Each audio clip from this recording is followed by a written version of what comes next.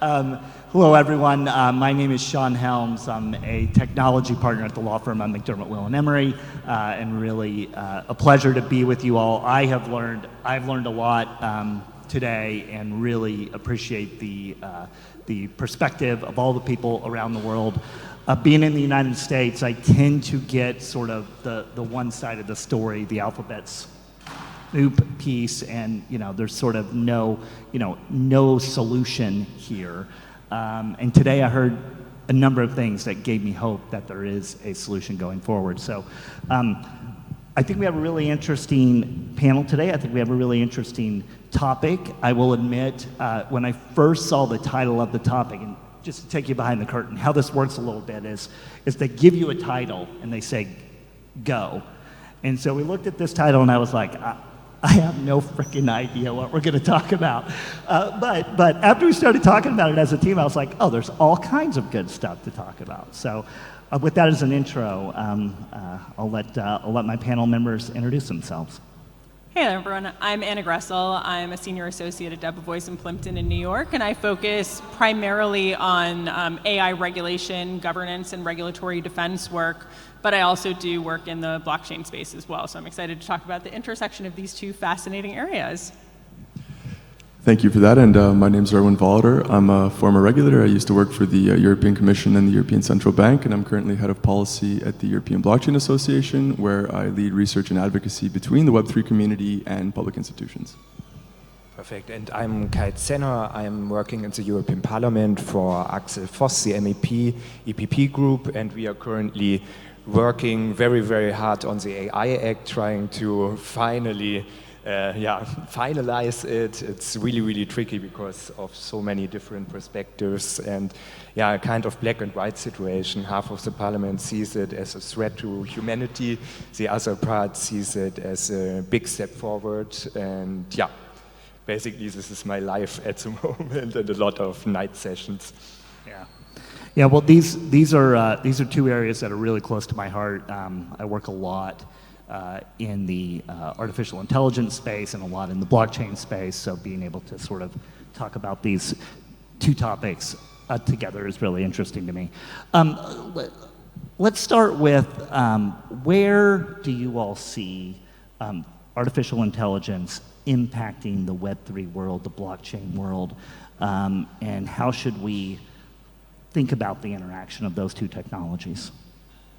I can kick this off. I mean, I think it's helpful maybe for this audience to talk about the fact that just like in Web3, we have actually a technology stack that's beginning to form up in the AI space, and I would say particularly with respect to generative AI. So just 2 seconds on that, and then I'll get into the answer. I think at the very base layer, much like you have protocols in the AI space, you have the emergence of what we call foundation models. So large language models, diffusion models that are trained on large data sets and are used to actually produce not only insights, as was kind of the case in traditional AI, but now a lot of text or images or videos. They're multimodal and can be used for different purposes. And on top of that, we have an application layer. And then maybe downstream of that, and we can talk about it a little bit, we may actually have applications that can interact in the world, and I might call that an agent layer of applications that can go out and interact with other applications. It's a bit reductionist, but it's important, I think, to know that AI can exist at all of these layers. It can also interact with blockchain at all of those layers.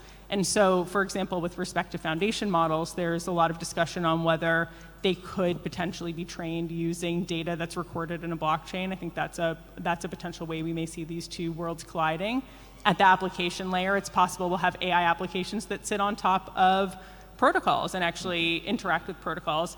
And at the agent layer, it's becoming the case that we're beginning to see applications that are, like I said, what we might call agentic. They can actually go out, they can form plans and strategies, and then depending on the way in which they're permissioned, they could, for example, build a website or come up with a wedding plan, a 5-part wedding plan for you to implement, or they could even potentially buy and sell assets. So as we get further into the agent layer, I think we may start seeing applications that can actually interact with DeFi protocols, or particularly, following up on the prior panel, DAOs that are permissionless, where it doesn't really matter who you are, as long as you have the ability to interact, you can interact. And so that's a potential place where we're actually looking carefully to see what the implications might look like in the future.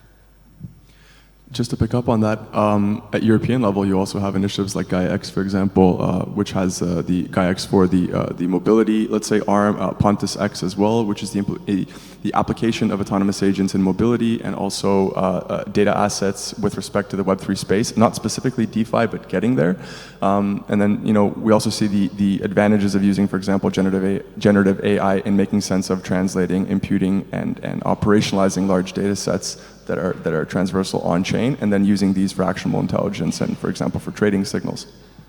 Yeah, maybe to follow up on what both other panelists said, and also going back to my introduction, it's really showing how tricky AI is, because you can do so much good things, but also bad things. So now going back to the things that were already said, you can use it for better risk assessment, for also increasing accessibility, making or improving cybersecurity. But now cybersecurity can be a huge issue, because foundation models, so if someone smart uses GPT-4 to make really sophisticated cyber attacks, at the moment I would say we don't really have the means to counter it, or we are really at the beginning, because often the bad guys are a little bit a step ahead on those things. So it's going in every area, also crypto, but I think crypto, especially because it's something digital, is heavily or will be heavily affected. And again, what we now see with foundation models, I think you don't really know in which direction it will develop. But on the other hand, this sounds now really dramatic. I think especially with foundation models, there's so much hype at the moment, and hype is never good, especially in the parliament or in general with policymakers. They read a few articles and they think, okay, no, we need to do it, we need to forbid this, we need to forbid that, and I would say there it's often wiser to wait a little bit, to see how foundation models, how OpenAI and others are now engaging in different areas. What does it mean? What are really new risks, and which of those risks do we need to address?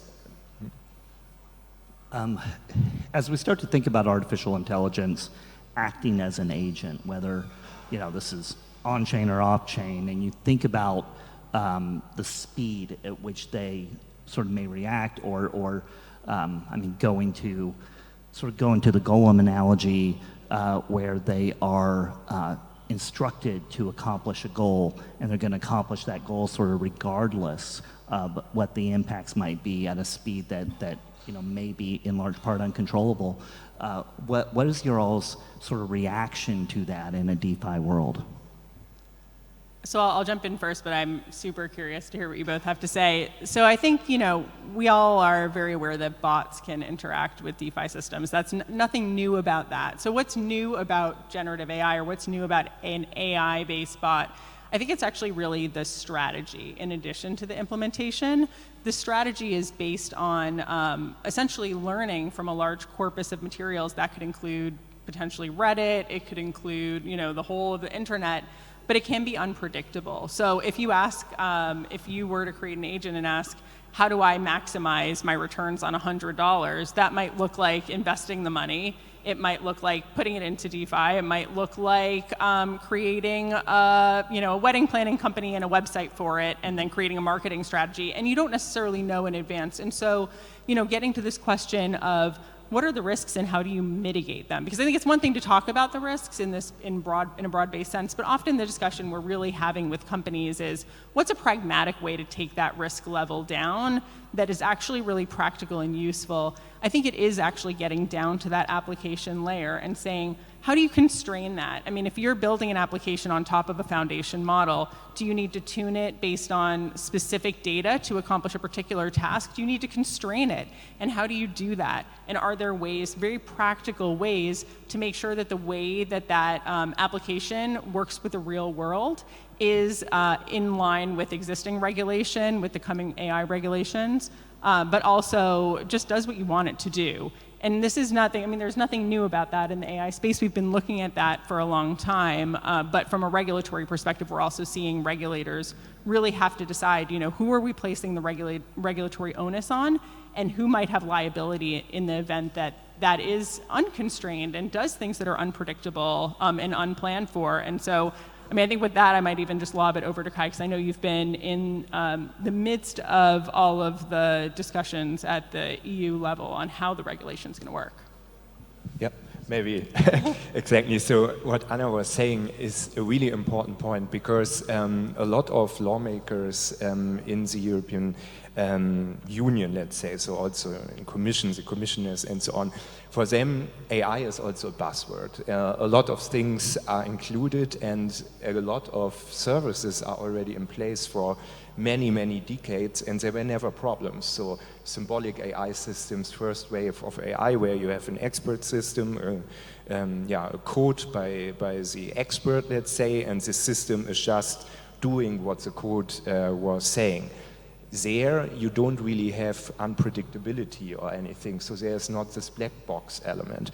So what we would really like to do is, with the AI Act, to really more focus on machine learning, deep learning, and then now, of course, we have this big uncertainty about foundation models. But all those newer AI systems have indeed, like Anna was saying, this element of unpredictability. And then, indeed, for example, a chatbot could do or could make a certain suggestions that we maybe don't want to see.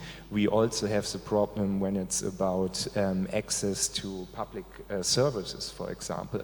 If the data set there is biased and you have a black box AI system and you don't really know why all your requests were rejected, maybe you should know. And this is why in the AI Act, there are some good safeguards, especially with these new AI systems like technical documentation, transparency, unbiased data sets, and so on. And there, even as innovation-friendly person, I really believe those safeguards make sense. So just synthesizing what you both said and kind of bringing it back into the DeFi side, the thing with AI is that you have, it gets a bunch of inputs, and then the holy grail is to then standardize all of these outputs mathematically, and that's so far extremely difficult. Smart contracts, on the other hand, they're bound by the rigidity of the fact that they're an append-only ledger, right? So if you look at it as a sophisticated yes/no statement with predefined, pre-programmed conditions, it's a way of bridging that autonomous agent within the bounded area of the smart contract to manage the extrinsic risk intrinsically. And if you look at automated market makers compared to central limit order books, for example, like in a central limit order book, the amount of information asymmetry is quite large, and the bound of, let's say, the upper bound of information is much larger than what's fed through an AMM, and also who interacts within a central limit order book and who interacts within an AMM. So you could make the argument that in certain cases, it could be possible to then ring fence that agent within the bounds of the smart contract to then mitigate that risk.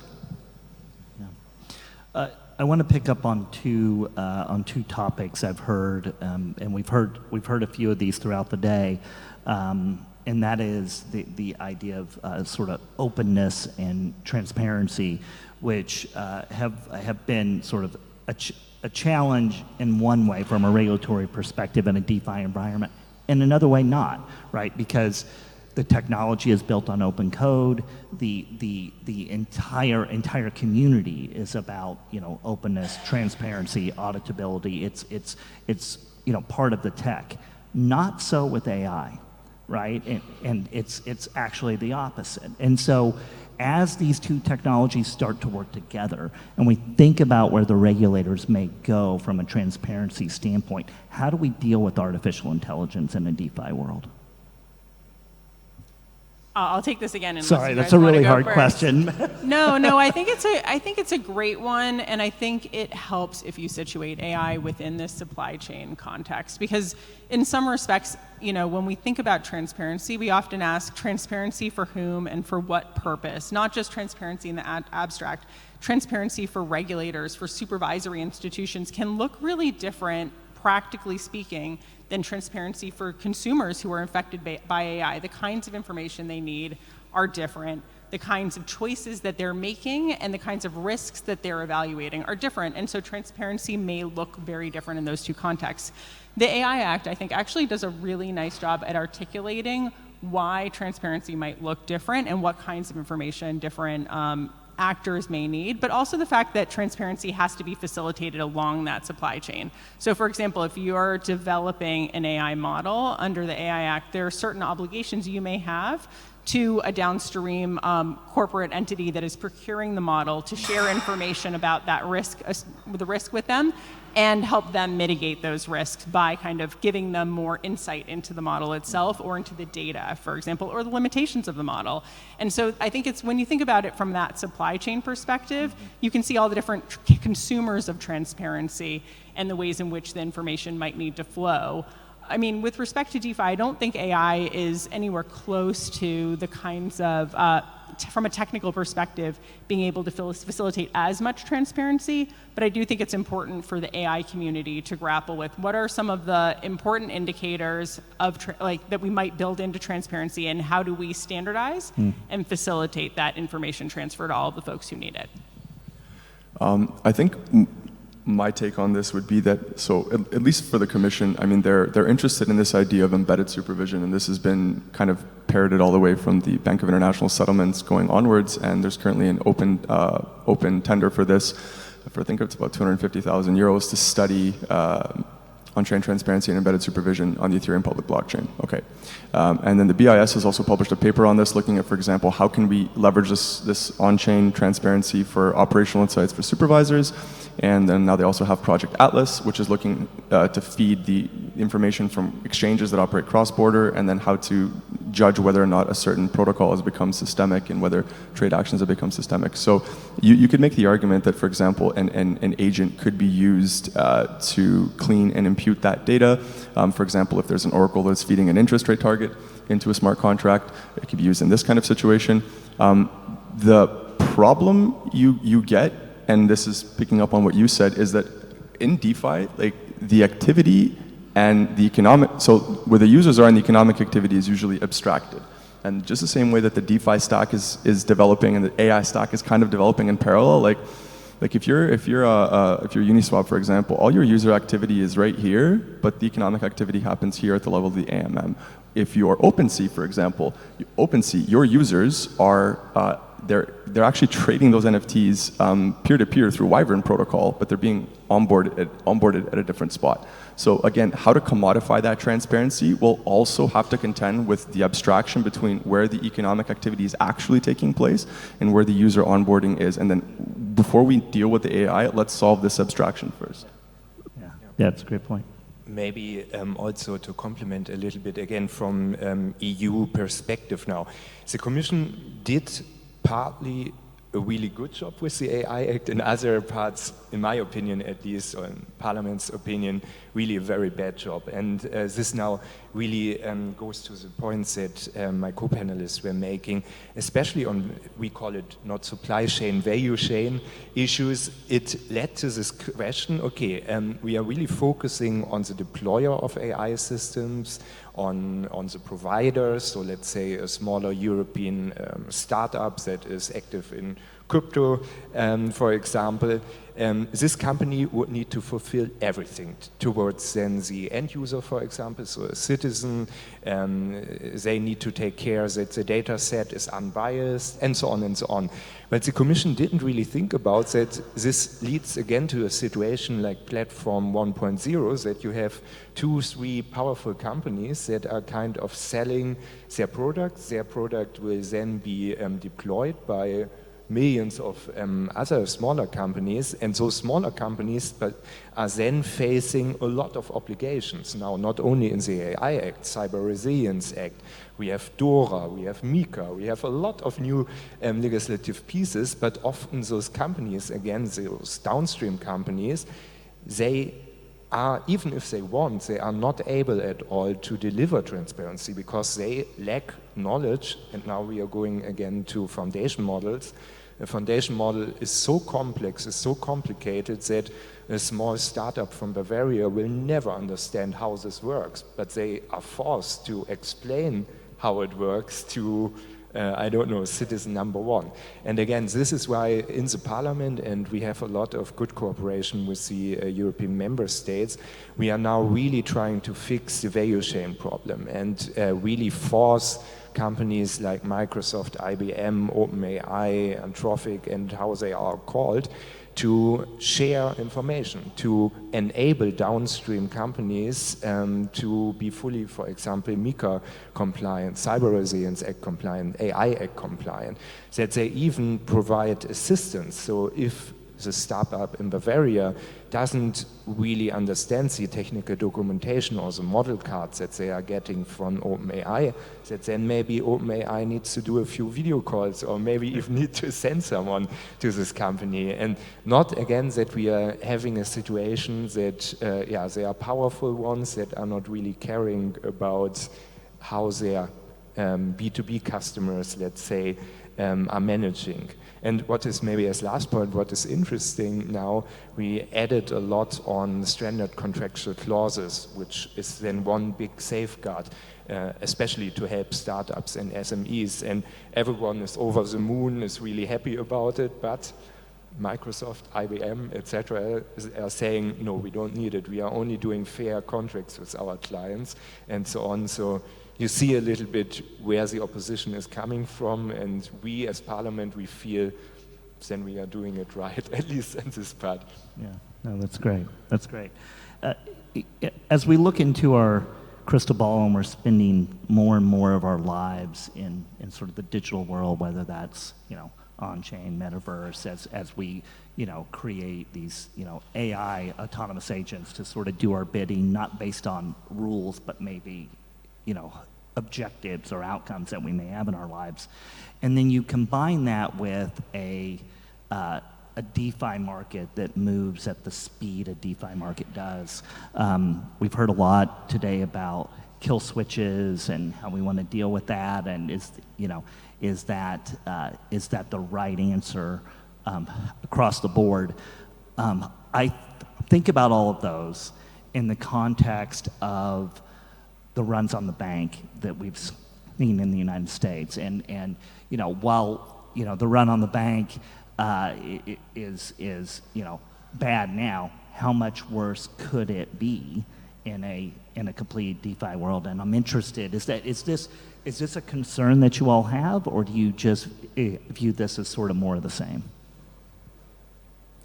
Yeah, I mean, I think for me the biggest thing when you're talking about the long run consequences of using kill switches in smart contracts, like, okay, for example, right now, Aave Guardian can basically freeze stable coins on, I think it's Aave v3 Avalanche, and they can set the loan to value ratio to 0. On the other hand, Ondo Finance tried to implement a kill switch, locked up 640,000 USD and tanked its protocol. So the use of kill switches, and the panel before this touched on that, there's a time and a place, but you always have the instance of human error in that improperly using a kill switch, like with the cases that I just mentioned, can lead to serious economic consequences. Now magnify that at the level of an agent that decides to implement a kill switch. And again, this is the other side of the smart contracts, in that it's rigid and bounded. And the same way that, for example, in DeFi, you have price liquidity feedback loops that are inherent in the information asymmetries due to pseudonymity, and the fact that you need to basically pre-fund more to do the same thing rather than do under collateralized lending. This is all amplified at an nth degree, or could be amplified at an nth degree, with the introduction of AI models in these systems. I still think, though, that we have to be careful what we mean by like a kill switch. Is it a hard kill switch or a soft kill switch? And then what specifically is this kill switch being used for? And do we give the AI model the keys to the kingdom, or do we still leave the probabilistic outcome that a kill switch should be in human hands, even if human error is a consequence? And how do you measure the consequence of human error versus AI error? Yeah, maybe again, Parliament perspective, we had also those discussions, and we didn't add it as a prohibition, for example, or a high-risk AI system, because there is already so much legislation out there, and especially in the finance sector, and they are fortunately, the Parliament is now thinking more again about better regulation agenda and so on, and trying to avoid all those overlaps. But nevertheless, to build up on what Erwin was saying, again, if you, especially now with foundation models, again, if you have a lot of models or systems in the end working together and everything is fully automated, and something can very, very fast go wrong, because those systems, they are trying to come to the best outcome, but this best outcome is not always what we as humans find ethical. No? There is always this example about, okay, we need to save energy, and then maybe this GPT-5 in the future would just switch off all of our nuclear power plants or whatsoever. Yeah. I'm gonna show my age here, but do you remember the movie War Games? Yeah. Yeah. Exactly. So what we were thinking that, yeah, there should be definitely always a kind of human in the loop, but then again, fully agree, there's in the original AI Act also one article, Article 14.2e, which has a kill switch. And a kill switch doesn't make always sense. If you have a connected car, drive on a motor highway, and you make a stop button, there's even a strong accident and so on. So I think maybe we can look at the stock market, because there, I'm not an expert, but if the experts there see that there are too many buys or sells and so on, they close the market and so on. And I think this, when we have a lot of AI system active, we should maybe use similarly, that if the authorities see, okay, now something is wrong, switch it off, make an assessment, and then use it again. Yeah, I think these are such good points, and I think that it was very notable in the Federal Reserve's recent report on SVB that they not only cited the kind of quick, the quick speed of transfers, for example, withdrawals in that case, but also social media activity as a driver. And the fact that information spread was so quick, and I would actually even potentially mention a little asymmetrical. There were communities that were more, better informed earlier on. And so I think that, this is going to continue to be an issue, but let me just even take it from a different angle. I think it's going to be an issue as the fidelity of information is potentially degraded. So it's not only that you have quick information, but potentially inaccurate information, or signals that don't necessarily reflect the real situation in a particular technology or in a market. That may require a different kind of regulatory lens and a different kind of set of risk mitigations. There, I don't know if a kill switch even works. We may actually end up wanting to prioritize and be able to validate correct information signals. And so I think it gets to the fact that with AI, risk is so multimodal. I mean, it's as multimodal or more than the models, which I know is like the word of the day, is to call everything multimodal. But risk is really diverse and complex in AI, and that's why, I think not only from a regulatory perspective, but from a corporate governance perspective, you want to look at all of the tools in your toolbox. You want to think, how do we actually mitigate this risk in a way that addresses the risk at issue and doesn't overstep or doesn't cause some unintended consequence? And how, as an organization, are we going to align on that? And I think we have seen a lot of very proactive steps taken by companies to do that in a way that is sensible, is regulation informed, and is forward-looking. But we're always going to be learning as we discover the risks that may start coming up in the future.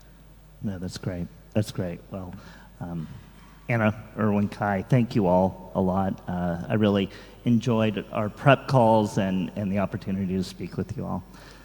So, does anyone have any questions? Okay. Okay, great. Well, thank you all very much.